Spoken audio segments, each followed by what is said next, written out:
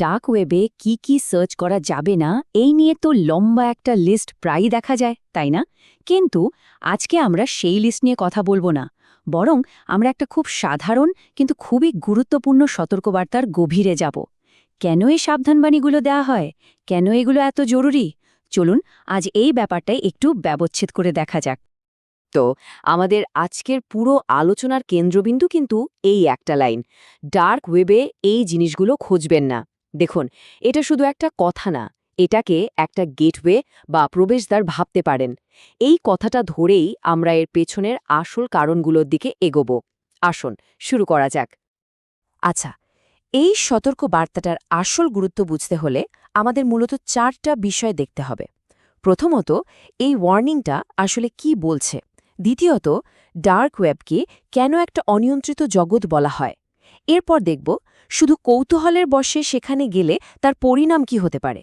আর সবশেষে ডিজিটাল সুরক্ষার কিছু বেসিক প্রিন্সিপাল নিয়ে কথা বলবো। তো চলুন আমাদের প্রথম পয়েন্টটা নিয়ে শুরু করা যাক। এই যে সতর্কবার্তা, এর আসল উদ্দেশ্যটা কি? মানে এর পেছনে ঠিক কোন চিন্তাটা কাজ করছে? একটা প্রশ্ন কিন্তু আসতেই পারে, এই যে এত সাবধান করা হচ্ছে, এটা কি জ্ঞান থেকে দূরে রাখার কোনো চেষ্টা? উত্তরটা হলো একদমই না। আসল ব্যাপারটা হলো এই সতর্কতা কিন্তু কোনো নির্দিষ্ট টপিক নিয়ে নয়, এটা পুরো ডার্ক ওয়েবের এনভায়রনমেন্ট বা পরিবেশটা নিয়েই। তার মানে মূল বিষয়টা সেন্সরশিপ না, মূল বিষয়টা হলো সুরক্ষা। এই বার্তাটা আসলে এটাই বলতে চায় যে ডিজিটাল জগতে ঢোকার কথা হচ্ছে, সেটা কিন্তু আমাদের প্রতিদিনের ব্যবহার করা ইন্টারনেটের মতো মোটেও নিরাপদ জায়গা নয়। আচ্ছা, এবার আসা যাক আমাদের দ্বিতীয় পয়েন্টে। কেন ডার্ক ওয়েবকে একটা সম্পূর্ণ আলাদা, একটা অনিয়ন্ত্রিত জগৎ বলা হয়? চলুন দেখি। এইখানে পার্থক্যটা কিন্তু খুব পরিষ্কার। একদিকে সারফেস ওয়েব, যেটা আমরা রোজ ব্যবহার করি, যেখানে নিয়ম কানুন আছে, আইন আছে, মডারেশন আছে। আর অন্যদিকে হলো ডার্ক ওয়েব, এখানে কোনো ইন্ডেক্সিং নেই, বলতে গেলে পুরোটাই অনিয়ন্ত্রিত। সারফেস ওয়েবে পরিচয় ট্র্যাক করা যায়, কিন্তু ডার্ক ওয়েব ডিজাইনই করা হয়েছে পরিচয় গোপন রাখার জন্য। আর কন্টেন্টের কথা যদি বলি, সারফেস ওয়েবে বেশিরভাগ কন্টেন্ট যাচাই করা হয়, কিন্তু ডার্ক ওয়েবে অবৈধ আর ক্ষতিকর কন্টেন্টের ছড়াছড়ি। এই পার্থক্যগুলোই কিন্তু আসল ঝুঁকির কারণ। আর ডার্ক ওয়েবের সবচেয়ে বড় বৈশিষ্ট্য হল এই পরিচয় গোপন রাখার ব্যাপারটা, মানে অ্যানোনিমিটি।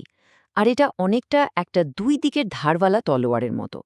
দেখুন, এটা নিজে কিন্তু ভালো বা খারাপ কিছু না। এই অ্যানোনিমিটি যেমন সাংবাদিক বা অ্যাক্টিভিস্টদের রক্ষা করে, ঠিক তেমনি এটা কিন্তু ভয়ঙ্কর অপরাধী আর অবৈধ কার্যকলাপকেও একটা আড়াল দেয়।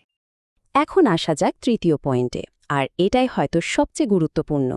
এই যে অনিয়ন্ত্রিত একটা জগৎ, এখানে সামান্য একটু কৌতূহলের জন্য কি বিরাট মূল্য দিতে হতে পারে?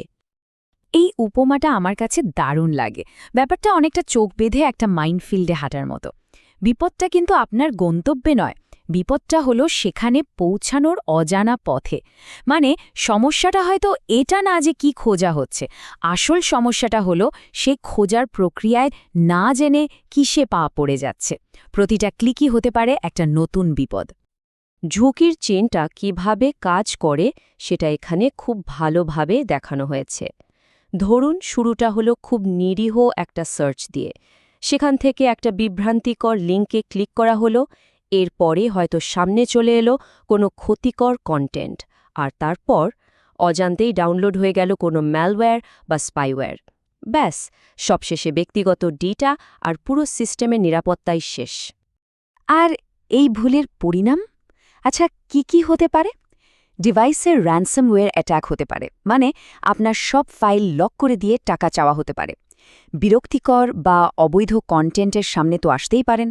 বড় ধরনের আর্থিক জালিয়াতি বা ফিশিং স্কিমের শিকার হতে পারেন। এমনকি আইনি জটিলতায়ও জড়িয়ে পড়ার আশঙ্কা থাকে। আর সবচেয়ে খারাপ যা হতে পারে তা হল পরিচয় চুরি বা ডক্সিং। তো এতক্ষণ তো আমরা সমস্যা আর ঝুঁকিগুলো নিয়ে কথা বললাম। এখন প্রশ্ন হলো, তাহলে উপায় কি? চলুন আমাদের শেষ অংশে ডিজিটাল জগতে সুরক্ষিত থাকার জন্য কিছু মৌলিক নীতি নিয়ে আলোচনা করা যাক। দেখুন, এই যে প্রতিরক্ষামূলক মানসিকতার কথা বলা হচ্ছে, এটা শুধু ডার্ক ওয়েবের জন্য না, এটা পুরো ডিজিটাল লাইফের জন্যই সত্যি। যেমন সব কিছুকে প্রশ্ন করা, কোনো লিঙ্ক বা সোর্সকে প্রমাণ ছাড়ে বিশ্বাস না করা, নিজের ডিজিটাল পরিচয় সুরক্ষিত রাখা। আর খুব জরুরি একটা ব্যাপার হলো কোনো উদ্দেশ্য ছাড়া উচ্চ ঝুঁকিপূর্ণ জায়গায় ঘোরাঘুরি না করা। এর সাথে শক্তিশালী সিকিউরিটি সফটওয়্যার ব্যবহার করা আর ঝুঁকিটা যে আছে সেটা স্বীকার করা। এই অভ্যাসগুলোই কিন্তু আমাদের সবচেয়ে বড় সুরক্ষা।